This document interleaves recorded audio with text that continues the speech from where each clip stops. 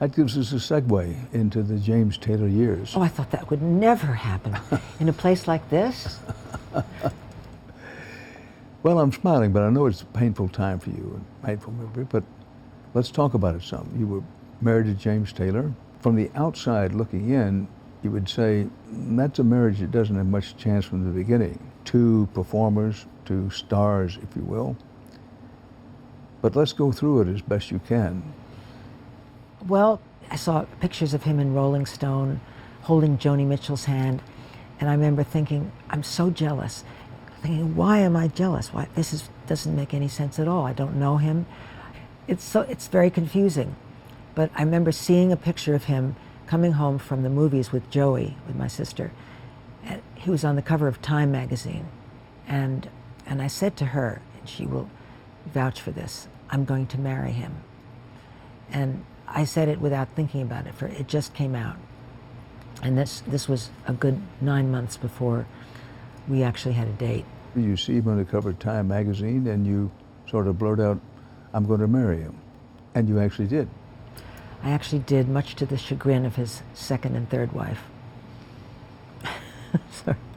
So you married James Taylor, and at least in the beginning, was it a marriage made in heaven or something close to that?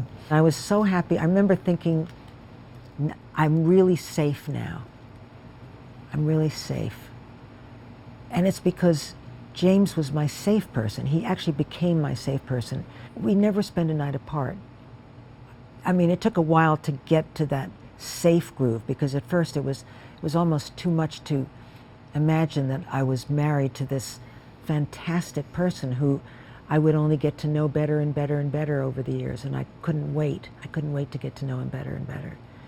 And little by little, the unknowables started to creep in and started to forecast something greater than I would know what to do with.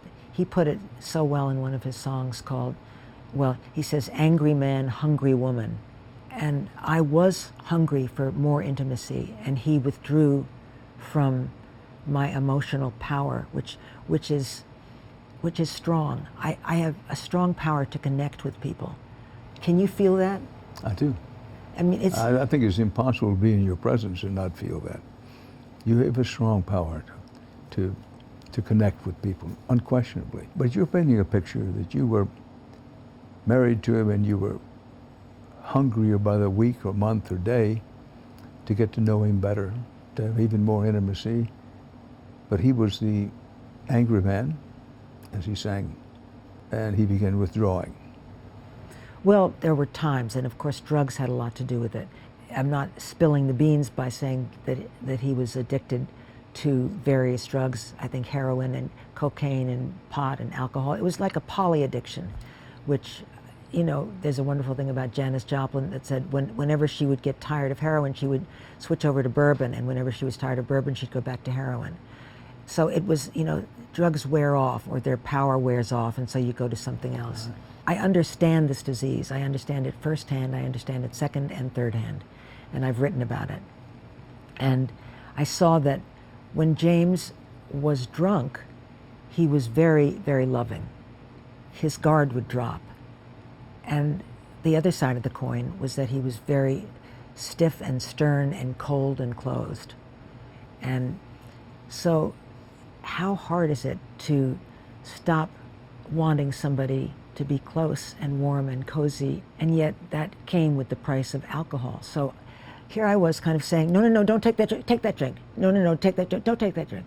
I couldn't have been a good person to get sober with because I needed his love so much in a way that I thought I needed it, in a way that was, you know, I was very selfish. Now you can call it selfish or you can call it required reading. I mean, whatever it was that I needed from a man, I needed from James. I'm pausing a long while here. Do you still love him? Absolutely. Did you think so? I thought so from reading the book. It's not a sad love. I mean, it's not, you know, sometimes it's critical and infuriating, but it's not sad. The thing that's infuriating is that because of the contrast of us and my yangness and his yinness, we can't blend in any way that either of us has thought how to do yet. What's the relationship with James Taylor now? I don't speak to him. He never comes here. He doesn't even come to Ben's house, which is right down the drive. Your son's house? Yeah. He doesn't feel at home on the island. He recently said to somebody, it's her island, it's not my island anymore. The relationship is a pest. It's a pest for him on one level, and it's a pest for me on another level. But I'm saying, let's put on some lotion that's gonna help us. We've got to, because we're both public figures. The world knows both of us, or some of the world knows both of us. Some knows. What would you do? What would you do if you were presented with this problem? I'm not sure. I am sure that I'm glad I don't have this problem. I am too.